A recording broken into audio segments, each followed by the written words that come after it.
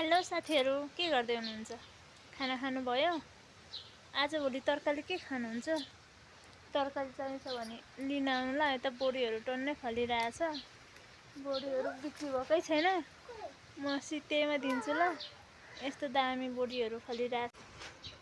यहाँ मुन्टा पनि छ, लिन आउनु ल। मुन्टा फर्सीहरू छ। तपाईहरुकोतिर मुन्टा कति रुपियाँ मुठा छ हौ? हाम्रो त जम्मा 10 रुपियाँ मुठा छ। काँक्रा नि फलेको छ ल। काँक्रा चाहिँ सकिन लागिसके। काँक्रा चाहिँ अन्तिम हो। हेर्नु न, मुन्टाहरू कस्तो दामी छ।